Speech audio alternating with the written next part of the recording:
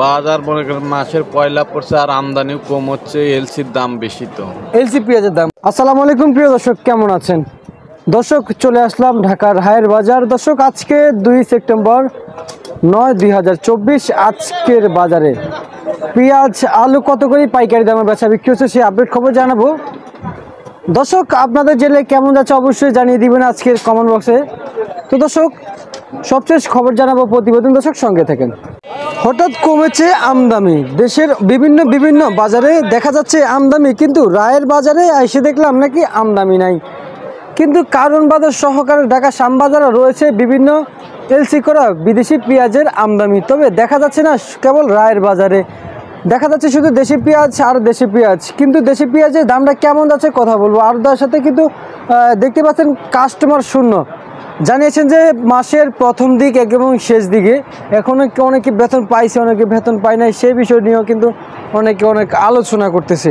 তো জানিয়েছেন যে মাসের 5 তারিখ বা 6 তারিখ পর থেকে নাকি আবারও বেচা বিক্রি ভালো হবে। তো আসলে আজকের বাজারে সেই আলু পেঁয়াজের দামটা কেমন যাচ্ছে রায়ের বাজারে সেটা একটু জানবো ভাইজানের কাছে। ভাই আসসালামু আলাইকুম। ওয়ালাইকুম সালাম। কেমন আছেন? আলহামদুলিল্লাহ। ভালো আছেন? আলহামদুলিল্লাহ। এই যে পেঁয়াজ দেখতে পাচ্ছি, দাম একটু স্বাভাবিক দিকে আছে না বাড়তি দিকে আছে? এটা স্বাভাবিক আছে, তবে মানে কাল পর্যন্ত বাজার একটু বাড়বে। একটু বাড়বে? জি জি জি। আচ্ছা আচ্ছা, কেন বাড়বে ভাই একটু বলবেন? বাজার মনে করেন মাসের পয়লা পড়ছে আর আমদানিও কম হচ্ছে, এলসির দাম বেশি। তো এলসি পেঁয়াজের দাম বেশি। আচ্ছা আচ্ছা, এই যে এগুলো কত করে বিক্রি হচ্ছে বাজারে? এগুলো 101 টাকা বেশি হাইব্রিড।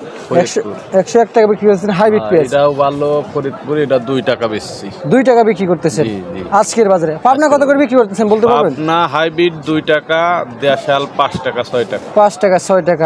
আর আলু কত করে বিক্রি করতেছেন? আলু বেচতেছি 48 টাকা। 48 টাকা আজকের বাজারের জন্য? আজকের বাজারে। আচ্ছা আচ্ছা আচ্ছা, তার মানে হয়তো যদি আমদানি আরো যদি কম হয় তাহলে বাজার আরো বাড়বে। তো দর্শক আপনাকে ধন্যবাদ। তো দর্শক আপনারা কিন্তু জানতে পারছেন যে যদি আমদানি দ্বারা কম হয় হয়তো কালকে থেকেই এরকমটা অনেকেই কিন্তু আওয়াজ পাচ্ছে, কারণ যে হারে আমদানি কম হচ্ছে সেই হারে কিন্তু বাজার চলে না। তবে চাহিদা থেকে বেশি আমদানি থাকতে হবে, তাহলে কমবে না আর পেঁয়াজের দাম। কিন্তু আজকে স্বাভাবিক পর্যায়ে আছে কিন্তু বর্তমান বাজারে পেঁয়াজের দাম। তো দর্শক এই ছিল আজকের সর্বশেষ ঢাকা রায়ের বাজার থেকে সর্বশেষ বাজার দর আপডেট।